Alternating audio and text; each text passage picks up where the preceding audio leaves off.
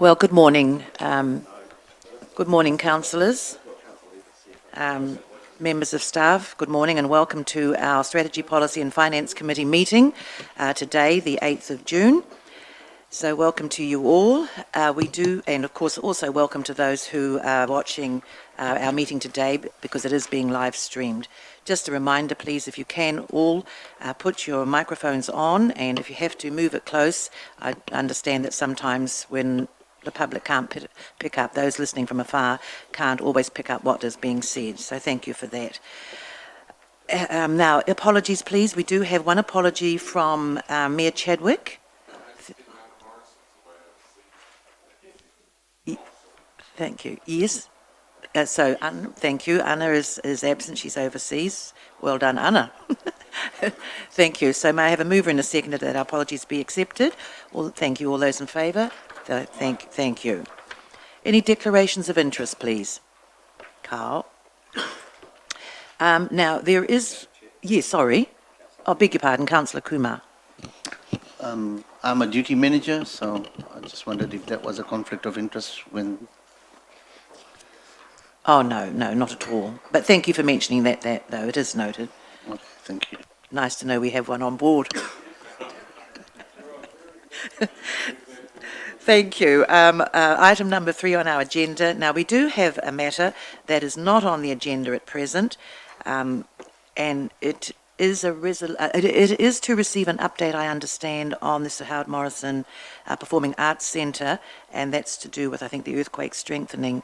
I'm happy to take that. I'd like to I'll move a resolution to that effect, but I would like that to be included in the public session, the update, or that report to be received in the public session before we go, at the end of this, before we go into public excluded. I'd like it to be received in the public session. Is there anything you want to add to that? Thank you.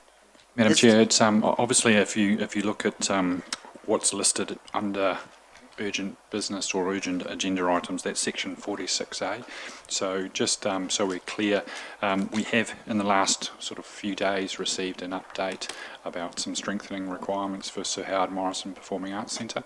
The reason for the urgency then is we obviously wasn't on the agenda on that basis. It's only been in the last couple of days, and it's important that we provide an update to you because we'll need to take some action around that, and there'll be no other meetings for some time. So there's no resolutions, it's just to provide you with that update. So that's the reasoning why it's coming onto the agenda.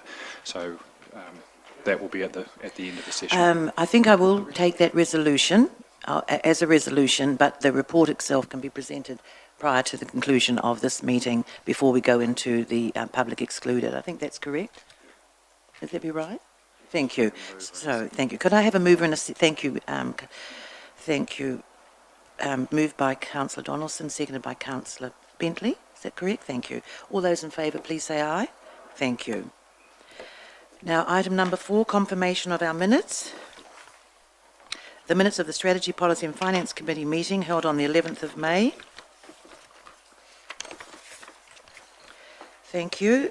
That the minutes be confirmed as a true and correct record. Do I have a mover and a seconder, please? Thank you, Councillor Gould. Thank you, Mrs. Trumper. Are there any discussions on? Thank you. I'll put that motion. All those in favour, please say aye. Thank you. Carried.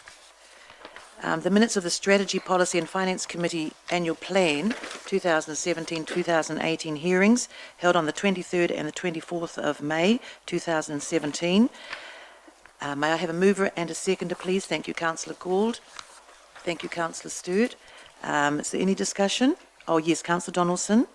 Yeah, just a correction to the declaration of interest I made, Madam Chair. I didn't refrain from voting on the rating decisions in relation to that matter, that I would refrain. I indicated that I had refrained from any decisions in the Project Steering Committee on the rating matter. So just to clarify that. Thank you very much. Thank you. So I'll put that motion. All those in favour, please say aye. Oh, thank you. Carried. that the minutes of the Strategy, Policy and Finance Committee Annual Plan 2017-2018 hearings held on the 23rd and 24th of May 2017 be confirmed as true and correct. May I have a mover and a seconder, please? Thank you, Councillor Hunt. Thank you, Mr. Thomas.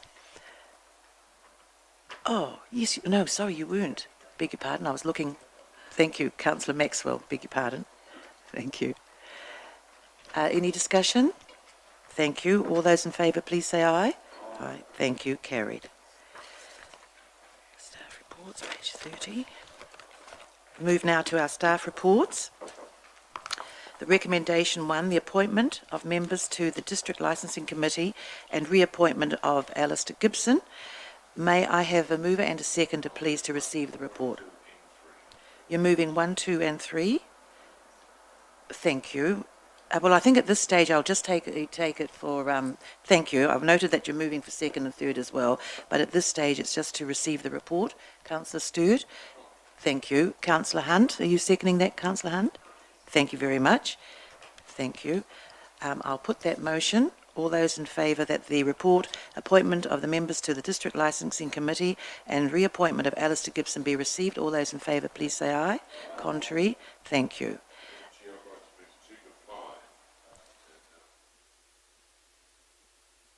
Thank you, but we'll have an overview of the report before we put those ones, but thank you for moving those at this stage. Thank you, JP. Good morning. Good morning, councillors, and apologies from Nevin Hill, who's not available this morning to introduce the report himself. Councillors, so obviously you can see through this one, this is to make sure we have a full complement around the District Licensing Committee. So we invited additional applicants, and this report looks to appoint those as well as confirming an existing member. So that's just to cover us for absences and a number of changes within that team. Councillor Hunt has been involved in that process, so she could probably add any other comments to the report. Yes, I'm happy to take those comments now if you'd like. Thank you. Councillor Gould and I did the interviewing for this. The committee's been running for 4 years now, and so some of those early appointees, their time was coming due for renewal. Also, unfortunately, we lost one of our committee members, Mr. Morris Mihar, passed during that time. So we were down by essentially 1 or 2 members, and it seemed a very good opportunity to interview. We got very good interest, and we've chosen, I think, some 2 very capable people from the community. And as you'll notice, we've had about 2,000 decisions go through with this committee, and the workload is starting to increase, and we're now starting to get far more interest from the community in these applications, which is also a very good sign. So I'm happy to answer any other questions. Yes, Councillor Hunt, I do have a question. I did happen to sit in the other day, or just briefly, on one of the hearings. And I mean, I know you said it's, you know, the work is beefing up, etc. Is it an effective committee, really effective with the process and how you're operating? Do you think there's a need to change anything there, or you're quite happy with how things are working at present? I think both Councillor Gould and I did some additional training with Local Government New Zealand, and they continue to train DLCs around the country. There is quite a wide variety of skills all over, and Auckland in particular struggles with about 11 committees and a lack of consistency with decision making. Our committee has been very consistent in its decision making, and touch wood, we've yet to have a decision appealed, but I'm sure that will change in due course, because that is the right of both obviously applicants and objectors if they're unhappy with the decision. I think what the community is understanding more is not only their right to object, but also the very somewhat narrow criteria with which they can object to licences, and also that it's a quasi-judicial environment, so it is quite formal, and there are certain regulations, and that's something that takes a little bit of getting used to. So we do try and make it as comfortable for people as possible, but it is very much a process that needs to be managed, and I think the committee's doing well. Certainly we haven't had very much pushback, even when we've had some communities who, we had one instance where we had 19 objectors, and unfortunately I had to write to them and tell them that while I appreciated their concerns, they didn't actually fit the object of the Act. And the only comment back we got was, I'm disappointed, but thank you, the process was very well managed by staff. And I think that's a credit to Nevin and his team as well as the DLC. Councillor Hunt. A few councillors would like to speak. Councillor Donaldson. I was just going to comment on the admirable record of 2,000 decisions not appealed. I think that's remarkable and heartening, and I'd be happy to second Councillor Sturt's motion. Thank you. Thank you. I think you've actually raised something, and it's really in alliance with what Councillor Hunt is saying, is that people really want to be heard. You know, if it doesn't go their way, the fact is that they respect the fact that they had an opportunity to be heard, and I think that's really important. Councillor Sturt. Yeah, I'm delighted to move the recommendation because I know that the three that are included in the recommendation, Alistair Gibson, Jane Eon Richards and Trevor Owen, all well-known people within the community who would add an element of local knowledge to the committee. With Mr Miha, so that brings it up to a complement of 5? Was Mr Miha replaced? One of our members is unable to work on the committee at the moment due to his other conflicts. Okay, so we've still got one more vacancy. No, he's in recess, so that's Henry. Oh, okay. Who, when he's not working for council, is one of our members, yes. Okay, all right. Thank you, Madam Chair. Thank you. Councillor Gould. Thank you, Madam Chair. This process was done correctly, was advertised out to the community, put applications in. The council did receive a reasonable number of applications, and Councillor Hunt and myself did interview the applicants, and both those people, one of them was involved in a community dealing a lot with the public, and the other person has got a very good financial background and also got an understanding of the business community. So the two applicants we've selected actually are very, very good, and they will complement the committee. And I'd just like to comment on Councillor Hunt as what she's done in the last 3 years, Madam Chair, is bringing this committee together, and the decisions have been very robust. Thank you very much, Councillor Gould, and for your comments, and particularly in relation to the leadership shown by Councillor Hunt. It hasn't gone unnoticed, Councillor Hunt, by members of our community, and I'm sure by your councillor colleagues at the table as well. So thank you for that. Councillor Maxwell, you have a... Thank you, and I support the words that have been said about the chair and deputy chair. Can I ask, when you interviewed all the people for various positions, were there any applicants from Maori within Te Arowahi? Any applicants? No, there weren't this time, unfortunately. Thank you. This recommendation will go through to full council to be approved.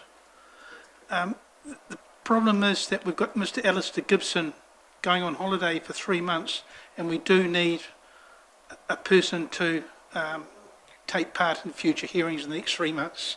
Thank you. I'm sure that that's been noted. Thank you. We have a mover and a seconder for 2, 3, 4, and 5, and I'll call those out and just take them as one. Thank you. Number 2, that the committee note the following points. Applications closed the 31st of March. There were 4 received. Applicants interviewed the 9th of May. 3rd, that the committee recommends to council to approve the following people be appointed as members to the District Licensing Committee and for the periods outlined. Jane Eon Richards, appointed for 5 years. Trevor Owens, appointed for 4 years. 4, that the persons noted above are appointed for a period as specified pursuant to Section 192, subsection 3 of the Sale and Supply of Alcohol Act 2012, the Act, and that and that period commences on the 29th of June 2017. And 5, that the committee recommends to Council to approve the reappointment of Alistair Gibson for a period of 3 years commencing 18th December 2017. I'll put that motion. All those in favour, please say aye. Contrary, carried. Thank you. Page 33. Recommendation 2, exchange of reserve for other land, Towie Street. I'll call for a mover and a seconder to receive the report, please. Thank you, Councillor Gould. Thank you, Councillor Kent. That the report, exchange of reserve for other land, Towie Street, be received. All those in favour, please say aye. Contrary, thank you, carried. Stavros, is Stavros here? To give us an overview of the report. Good morning, Stavros.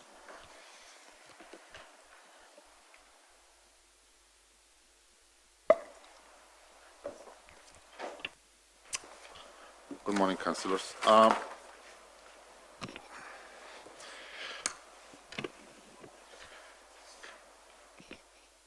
The proposal in front of you is simply, it's basically a rationalization of existing land ownerships. Briefly, as you're aware, we are developing our urban cycling and walking network in the city. In discussions with the Nogotaha community over the last few months, a section of that walking cycle way that leads to the reserve on the southern part of of lake, and you can see from the attached appendices, it seems to be isolated from the overall network by virtue of the fact that there is no legal access between Towie Street and the reserve. As outlined in the report, there is a current license issued to Rotorua trusts to occupy a portion of the reserve land in the vicinity indefinitely as part and parcel of the resource consent. And in discussions with with Rotorua trusts, an amicable proposition has been arrived at where we trade off that reserve land in exchange of a portion of their private land to gain access from Towie Street straight towards the reserve. And the map indicates, the appendix 2 indicates that kind of transaction. From our perspective, I think when you do look at the amount of the land, the land that Rotorua Trust occupies about 450 square meters. The exchange would give us about 130, 135 square meters. One would argue that is that equitable?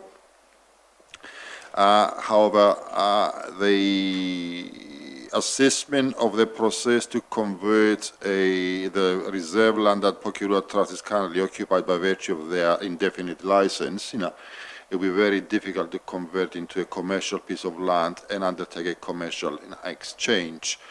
We do not anticipate that road reserve land would be needed for road reserve, and therefore convincing the minister that is no longer needed for as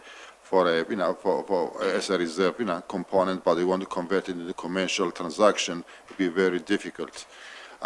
So overall, we believe that by actually having an amicable agreement with Rotorua Trusts, it would achieve a set of objectives and primarily to secure a safe and convenient public access to the to lakefront, to connect the public amenity with desired public destination, to respond to the Nogotaha and wider community's petition to secure a public access, and to better align the land use with current anticipated functions in the future, and to achieve obviously community benefits through an agreement with parties without actually resorting to protracted litigation or expensive procedural arrangements through the Minister and the Ministry of Conservation to convert a reserve land into a commercial piece of of land for exchange. We think that on the base of it and on balance, it provides a good benefit to the community. It complements our overall effort to connect our urban cycleways and walkways to a good public reserve land that would satisfy and will find the support of the Nongodaha community in terms of our requests, and recommended to the council to agree to this transaction. Thank you. Thank you.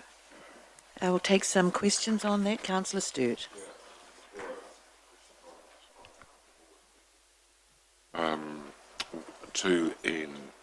That the committee recommend to council that it be exchanged. Madam Chair, the homework has been done and congratulations to staff. The request from the community came forward. I understand iwi have been also consulted, and it provides connectivity which makes sense to link the Remy Street Reserve with the Taue Street and therefore get that connectivity that we've been wanting, because at the bottom of Taue Street the actual land strip area is too narrow for a safe linkage with the Remy Street Reserve. So this makes sense that it comes in behind there. You've consulted the neighbours. You've got a petition from those people who are adjoining. So it makes good sense. So I have no problem in moving this recommendation. Thank you, Councillor Sturt. Mr. Berryman-Kemp. Yes, thank you, Madam Chair. And actually, perhaps just building on Councillor Sturt's question, and I do understand that this is going to consultation, and it was good to hear about the petition from neighbours, because the only thing I couldn't engender from the report, and I'm comfortable with the concept, is are there any other entities or interested parties in the particular reserve that is proposed to be exchanged that have not been contacted? To the best of my knowledge, no. Pokerua Trust has got an indefinite license to occupy that reserve right now. So I'm not aware of any other interested party that came forward as part and parcel of our due diligence we have conducted. Thank you. Councillor Gould. Chair, I'm happy to move or second the amendment with Part 32, Taue Street, Rotorua, as per the amendment up on the screen, Madam Chair. Yes, thank you. Can I just briefly, what was the amendment now? Was it a typo in the... Yes, Madam Chair, yeah. If councillors just want to be clear about the 32A versus 32, it's covered in the third paragraph on page 34. So if I just read that out, Rotorua Lakes Council has vested in it 561 metres squared of local purpose road reserve known as 32A Taue Street Reserve that is subject of the Reserves Act 1977. Pukerua Lakefront LP owns 32 Taue Street. And so that's the exchange. So that's the two pieces of land involved, 32 and 32A. Thank you. Thank you. So it has no further discussion. Thank you. So it has been moved and seconded that the committee recommends to council that Part 32A Taue Street, Rotorua, Local Purpose Road Reserve be exchanged with Part 32 Taue Street, Rotorua, under the provision of the Reserves Act 1977. It's been moved and seconded. All those in favour, please say aye. Contrary, thank you. Carry. Oh, sorry, there we are.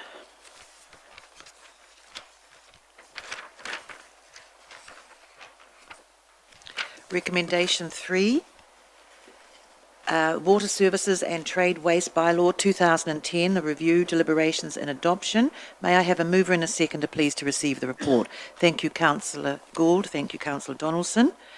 It's been moved and seconded. All those in favour, please say aye. Contrary, thank you. Stavros, good morning again. Madam Chair, I was just going to start off on this one, and then Stavros is just going to back me up if there's any technical questions to answer off.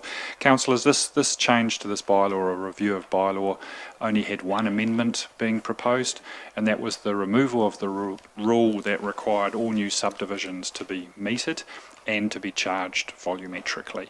So, but clearly that's not part of our current policy. So the amendment that had gone out in this review was to remove that rule. Now, this is for residential subdivisions. Clearly, rural residential lifestyle blocks and commercial properties are metered and are charged volumetrically. So that's the difference. It was about residential subdivisions. So that's the change that was proposed.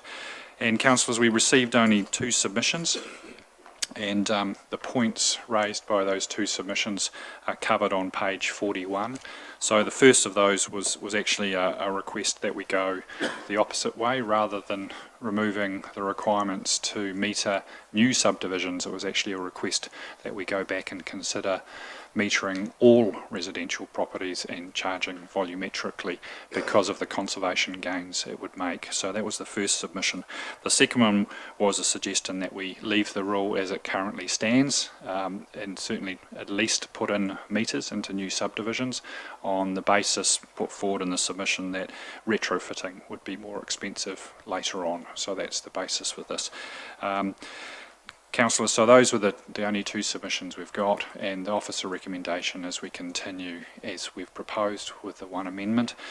The one other considerations, Councillor, I'll just draw your attention to is on page 42, which is again the recommendation or the conclusion that the bylaw or a bylaw is the right approach to managing trade waste and water supplies.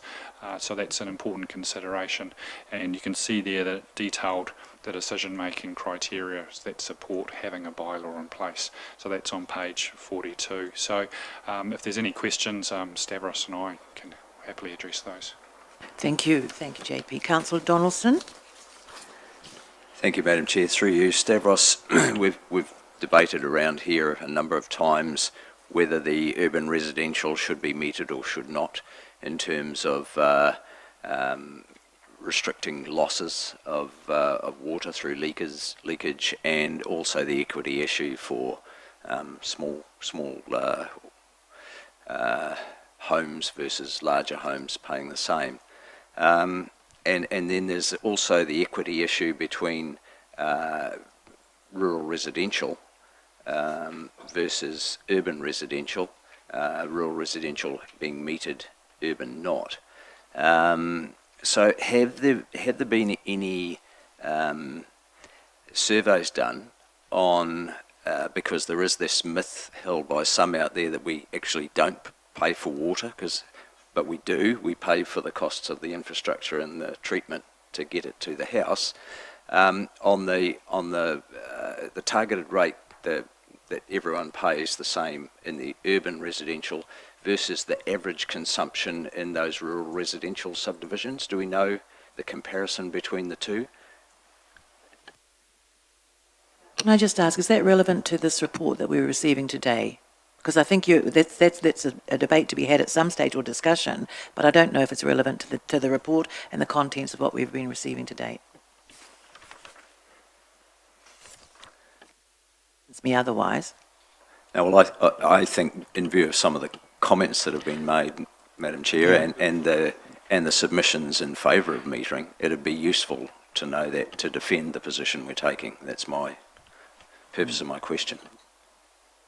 Thank you. Through you, Madam Chair, I do not have sufficient evidence to give you a definitive answer to that, and I would concur that this is a matter of basing a policy in the future about volumetric charges, and obviously in order to do that we need to do a background investigation to obtain all the relevant data. But at this point in time I do not have sufficient evidence to give you clear answers to that. Thank you. Councillor Stewart. Yeah, the basis of supporting the recommendations in the bylaw went out to public comment, and we got two. So it's our duty to comment on those deliberations to see whether we support them or we don't, and if we don't support the recommendation we can amend it accordingly. Having lived in both rural residential and urban residential, anecdotally, in answer to Councillor Donaldson, when you live in a rural residential area, because that water supply area is defined, metering makes sense, because the uptake of water from the particular springs, whether it be Taniwha or Hamarana Spring at Karoa in the northern area, which is the one I know of, is a finite resource. And so metering is an absolute restrictor in terms of what you're drawing off, because of that situation. So in those defined areas of water supplies, I support metering. However, we've been down this path before. I think it was Councillor Hunt who raised it, might have been 5 or 6 years ago, of looking at the options of metering the urban to cut down on the leakage situation that Mr. Court reported to us on. And I understood that the capital cost was something between $6 to $10 million to install meters right throughout the whole. Well, that would go straight to debt, and that would be totally opposed to the second submitter's secretary who submitted to us during the annual plan process, where we need to reduce debt. So I couldn't justify the metering of water. I mean, Rotorua people are pretty good at conserving water anyway. And if there was for example, if we had another 20,000 constructed homes, I don't even think that would impact on the capacity of the current water supply from the Urahina Spring to impact the uptake of the water. So I asked my colleagues to support the bylaw as proposed. Thank you, Councillor Stewart. I do think that there is a heightened awareness in our community now that you do need to be, responsible in the use of water. I think that's Councillor Kent. Thank you, Madam Chair. I'd just like to draw the attention to what I believe is just a spelling mistake in the summary of Craig Morley's submission. I'm quite sure he was talking about drinking fountains, not foundations.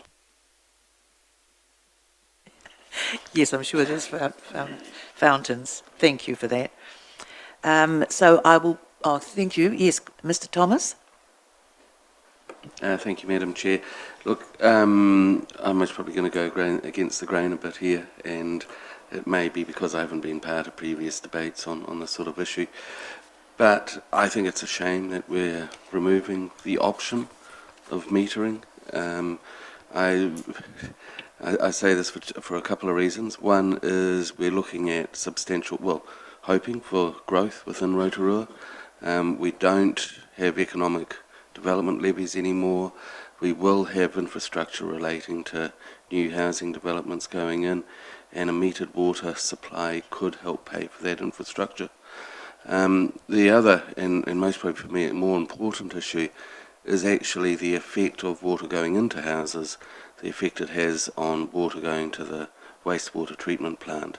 And I think as we get an expanded population in Rotorua, we've all heard over the last 6 months to a year the the challenges we'll be facing with the wastewater discharges and staying within our nutrient allowances for the new plant. And I think that metering water has been shown in overseas and in other parts of New Zealand. It does get people to conserve water. It does therefore mean less water is going through to the sewage treatment plant, which means that plant will cope for longer with a growing population in Rotorua. So even if we weren't enforcing the rule at the moment, I think it's a shame to be removing it. Thank you. Thank you, Mr. Thomas. Councillor Gould. Madam Chair, I'd like to point out this is a local council bylaw. It's not a New Zealand bylaw, and things could change if central government decide to change the water requirements for the whole of New Zealand. So we just have to be conscious of that. At the moment, the residents of Rotorua have got a wonderful, the city residents of Rotorua have got a wonderful water system, which a lot of other communities around New Zealand are paying for their water. So, Rotorua is very, very fortunate. Thank you. I'd just like to say that around the world, there are a number of examples where they have charged for water, and it isn't the rosy picture that I've just heard Mr. Thomas allude to. So thank you, because I have been following this quite seriously in the last few years. Mr. Berryman-Camp. Yes, thank you, Madam Chair. I'd just like to talk on Mr. Thomas's words. Certainly, I'm quite comfortable with how this is progressing, but I certainly wouldn't like the concept of the water metering to go off the agenda in the future, because of the simple fact is, whilst we might think we conserve water, we don't know. Unless we measure it, we can't tell. And certainly it is one of the things, certainly within my day job, some of the space that I'm involved in, certainly if we measure it, people's behaviour tends to change, whether they pay for it or not. So quite happy to support this to go through at this point, but don't want it to go off the council agenda in the future. Got it. Thank you. Mr. Councillor Maxwell. Thank you, Madam Chair. No, I support the resolution as it is now, and whilst we only got 2 submissions, many people out there, and one of the submissions said that we get it for free. Nobody gets it for free. And if they knew, I recall a report that Raukawa-Tait gave us many years ago. If the people out there knew how many millions it will cost to put in metering, they'd soon change their tune. It'd be less than 2 submissions. So no, I support the resolution as it stands. Thank you. I don't know if you'd like to comment, Stavros, on the measurement approach that Council uses. That might help a little bit of the discussion this morning. Yes, Madam Chair, just, if ask your tolerance for a couple of minutes, because I think like any issue of conservation, it's not absolutely black and white. The reality is that, water meters, is a tool to potentially put a demand, management system in our supply network. I think primarily you do need to be aware that the Rotorua Lakes Council knows where water consumption is and where it's arrived at, because we have zone meters. So we know each catchment how much water is is producing, and the whole idea is that we are continuing to doing at the moment what we call a demand management or a water loss management to identify where we're potentially losing water from the system.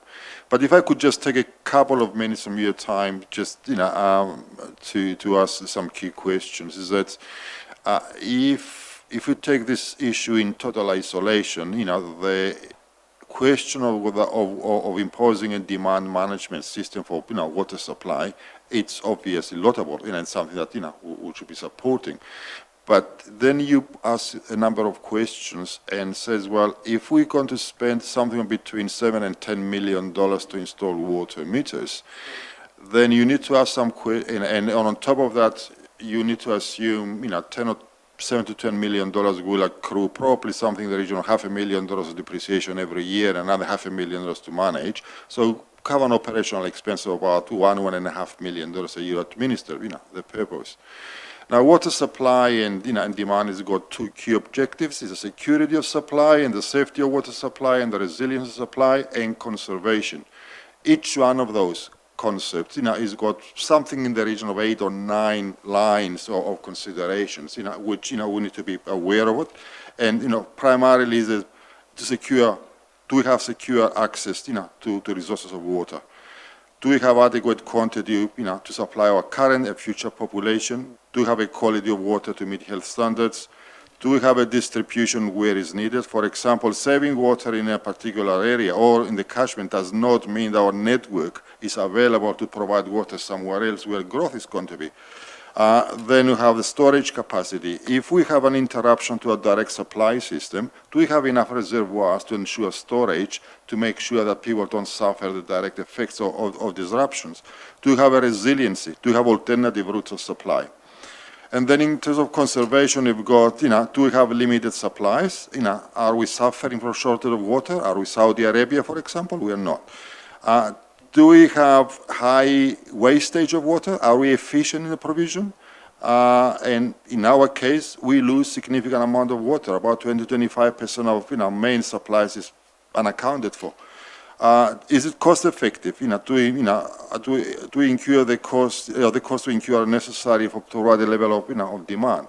And when you ask a question that if we're going to spend $7 to $10 million capital cost and $1.5 million a year to operate, is any of these considerations served by the water meters at this point in time? And the reality is not. I would suggest that if if we need to focus attention in terms of policy development, in making sure that water supplies, the safety and the quality of water supply, our storage, our contingency, our resiliency of the network, our efficiency of making sure our public mains are not leaking, they're not losing water, we are not bursting uncontrollably. We pay attention to those areas first and make sure we develop our network to enable our growth in the future.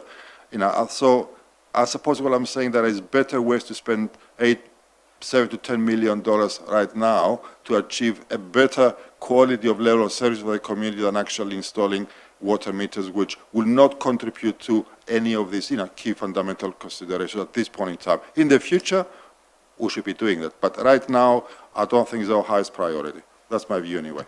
Thank you very much, Stavros. Thank you for giving us that level of, level of take on the situation. Thank you for that. Councillor Donaldson, and then I'm going to and then Councillor Kent. I was going to move part 2, Madam Chair. I think it's a very useful explanation that Stavros has provided. And it's great that all elected members, have that level of understanding.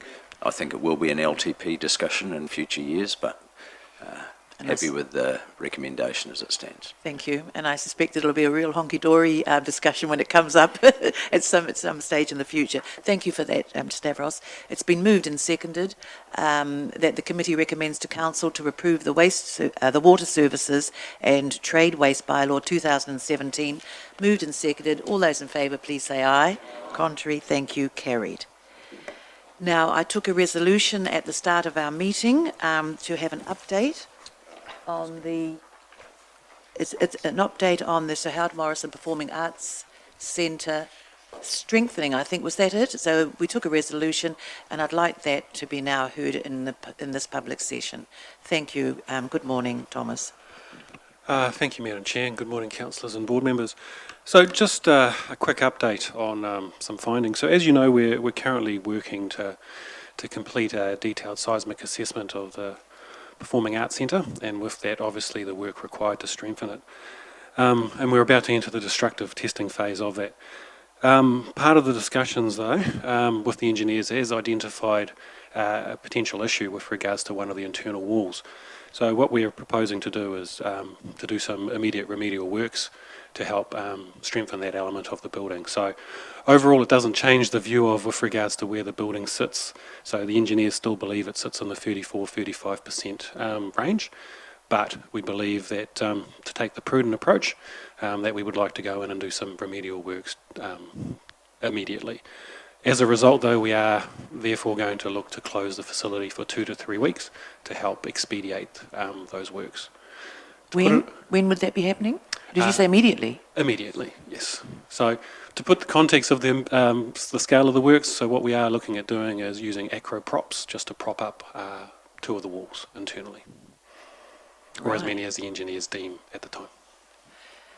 So what about all the, because I've just heard this, what about the bookings and everything? We've got this game next week. Yeah, so that does obviously come as a shock. So there are a number of bookings over the coming weeks, and the events and venues team are already working with those parties to find alternative locations for them. So it starts tomorrow or next week? Because we've got the Trust Awards tonight. They're in here now. Okay. Yeah, the Trust Awards are in here now, so it is effective immediately. Just as well to put a little bit more context to it, so staff have obviously been told, staff can still work in the facility, so there is no immediate need to obviously vacate the facility. It is their choice to still work in there while those remedial works will take place, with a view of the remedial works will be completed and then the facility will reopen and carry on as intended up to the point that the detailed seismic assessment is completed, and obviously then we can schedule the full earthquake strengthening works in the future. Thank you. I'm sure there'll be a few questions. Councillor Stewart.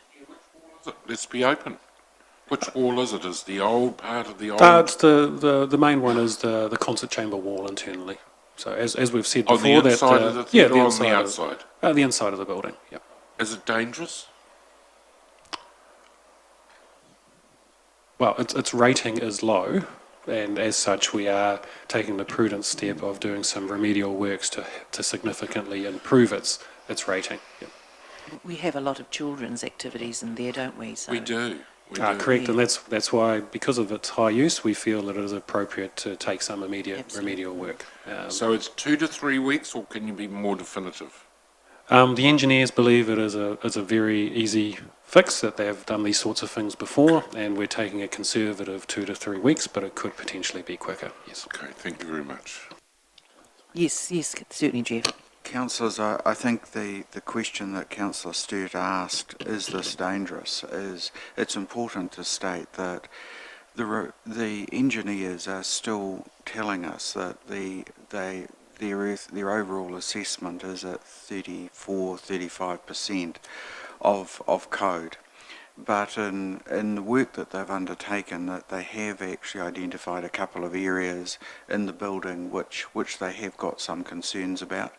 The issue really is, in the event of a serious quake, this building could potentially pose a risk.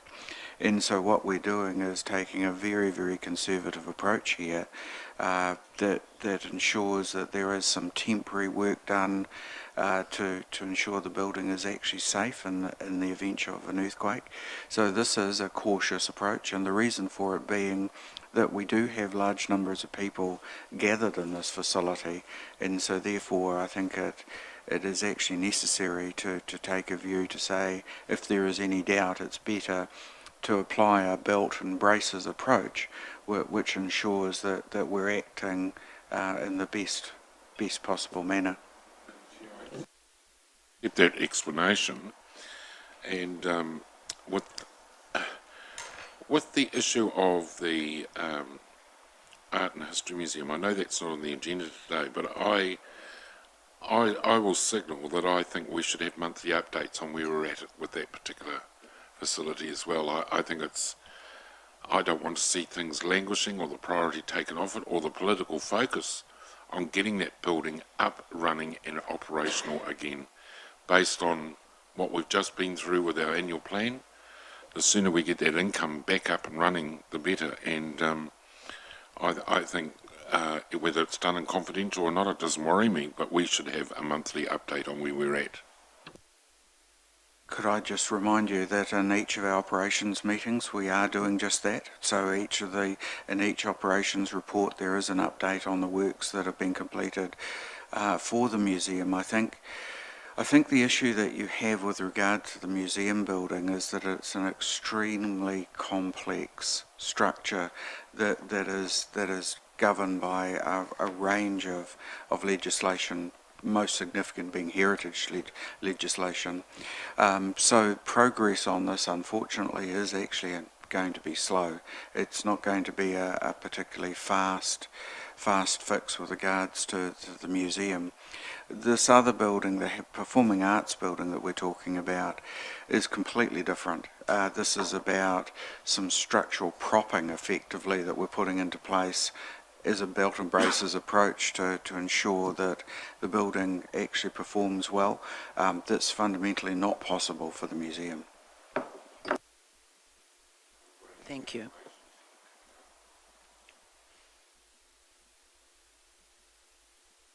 See, I'm not criticising, but it just seems a hell of a lot of things are being missed or are happening. I mean, we've had earthquakes in this town for years and years and years, and I just get the impression that things have been overlooked. Can I say that this has really been driven largely as a result of the legislative changes that have arisen due to the experiences of New Zealand over the last few years. So engineers now are looking at buildings and structures in a completely different light from what they would have prior to the Christchurch earthquake in particular. So what we're doing, of course, is that we are now going through and auditing all of our buildings. We have now done this and are well advanced in terms of knowledge as to where we are, very much so. So this is actually the only other building that we have got that there are concerns about. All of our other buildings have actually been looked at in a level of detail, and as you know, the eyesight building is actually undergoing strengthening at this particular point. It was the most urgent one with respect to the clock tower, So that is advanced. This one equally so will be coming back to you quite quickly with regards to what will actually be feasible and what's needed to keep it opening. I think the only concern that you may have expressed to you from the general public will be that the temporary work that is undertaken will be temporary work. So you will see acro props and structures and so on in the middle of that building potentially that may have some commentary. But again, I think the key thing that I would advise you to actually tell people is that this is a belts and braces approach. The building is not earthquake prone. It's at 34 or so %. And what we're doing in it is making sure that we are 100% sort of able to state that the building for large gatherings is actually safe, and we're confident that the building would actually respond appropriately to an earthquake event. Madam Chair, just a final question. The budget for this, please? We don't have a blowout. Look, the budget, this is a temporary strengthening piece of work. It's literally acro props, which the engineers are designing how they should be applied in the building. Thank you. Councillor Maxwell? Thank you, Madam Chair. No, I support this move. I think it's a very responsible approach for our council to be doing this. And doing it straight away, yes, before the school holidays start in mid-July, sometime like that. Get onto it now. So, no, I support this. A very responsible way of doing it. Thank you. Councillor Gould and Councillor Bentley? Thank you, Madam Chair. With the work going to be undertaken, does that mean events can still be held at that particular centre, or will they have to be postponed? And the other thing, why wasn't this report brought up to us yesterday at the annual plan deliberations? Well, I've just heard, I think, that it's going to be, apart from staff, it's going to be vacated, or no events, for, certainly in the short while anyway, the next 3 to 4 weeks, I think. Is that what you were saying, Thomas? Correct. Expected 2 to 3 weeks. The reason why it wasn't brought up yesterday was that this kind of discussion crystallised yesterday afternoon after having conference calls with our engineers ranging from Malaysia to Auckland to Australia. So, and this was the approach that we believe is the most prudent following that discussion with them. Yep. Thank you. Councillor Bentley? Thank you, Madam Chair. Thanks for the update, Thomas. The work that is required to be carried out, I understand it would have some sort of high level of expertise. Have we got contractors lined up to carry out this stuff at this short notice? It is something that Becca believe that they're in a position to be able to undertake on our behalf. So yes, Becca are the engineers that are doing the work, and they believe they're in a position to help us out and complete this work as well. Yep. Councillor McKend?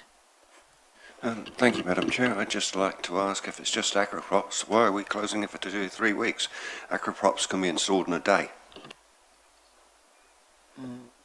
Yes, thank you. I'm not... Look, I'm not an engineer, and I take the advice of the engineers, and yes, I know what an acroprop is, and I know how easy they are to put up. But I'm assuming that the reason why it's going to take a little bit longer is that the engineers obviously want to place them in the best possible place, and they obviously need to work through where those places are, rather than just positioning them where places where you and I might put them. So, and I believe that's probably the reason as to why it might take a little bit longer. Thank you. And I presume they've got to have free space to be able to move around to do what they have to do. I have no idea what these props look like. I presume they just support things, but I have no idea. Mrs. Trumper, did you have a question? Sorry, Madam Chair, I was just agreeing with you. Surely we're trying to protect the safety of the users of the facility, and the last thing you want to do is have a Kaikoura or a Christchurch happening at the same time, and you knew about the incident. At least we'll be able to say in a few years' time that should we be in the unfortunate situation that we do get an earthquake, with every likelihood that our buildings, thankfully, will still be upright, and so will our people. So that's the main thing. Sorry, you will have another question? Yes, supplementary. Yeah. Can I ask a question, Thomas? So is Ticketmaster still available for the public come buying tickets during this time, or are they shifting?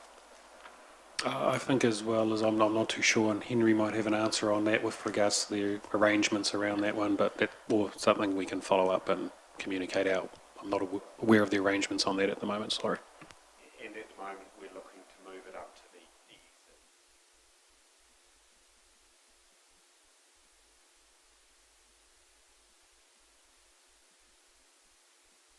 Sorry, thank you. Well, we do have, do we? Oh, no, we don't need a mover in a second for that, but we've just had that updated report. Sorry, yes, Jeff? If I can just add one thing, look, I think, Council, the structures that we're talking about inclusive of this building are very large, complex structures that have got multiple columns, multiple load-bearing walls. They've got sometimes large spans which are well in excess of what you would find in, for example, any type of residential building. And so therefore the sort of engineering approach that you see brought into play here is actually complex and quite demanding in terms of the level of skill required. Yesterday on the telephone conference was not just engineers in New Zealand, but there were engineers in multiple world locations that have been dealing with some hundreds of earthquake-prone buildings in their experience base. So I'm very confident that we've got exactly the right people around the table. I was involved in the telephone conference, and my feeling on this is that these people are very, very competent to advise us, but the thing that they also reinforced was that this is just not an easy thing to do. This is a demanding and quite carefully engineered solution, because I have to reinforce the fact that what we are on the basis of this work doing is saying to sometimes some hundreds of people and sometimes schools and that this building is safe and it will perform well in an earthquake. And so it is not just a matter of putting in a few acro props in strategic locations. It is actually a carefully and quite complex piece of work that will actually allow us as an organisation to confidently say to our community that this building is appropriate now for use again. We can't undertake these things lightly, and we can't necessarily undertake them quickly. Thank you. Did you want to say something, JP? Madam Chair, the other thing I was just going to add, and it's something else that adds to the complexity, and we saw it coming through on the library, councillors, is that it's not only what the structure is, it's what's been altered over the years and over the decades as well. So something that we discovered during the library assessment was that a number of structural walls had been taken out in the past that needed to be put back in as part of that assessment. So those kind of issues do come up as well, which add further complexity to those assessments. Thank you. Well, I think we've got some assurance there that we're doing the best that we can by obviously our own asset, but also by the community of Rotorua. So thank you for that. Now I'd like to move on now to, thank you for that update, Jeff, Thomas and JP.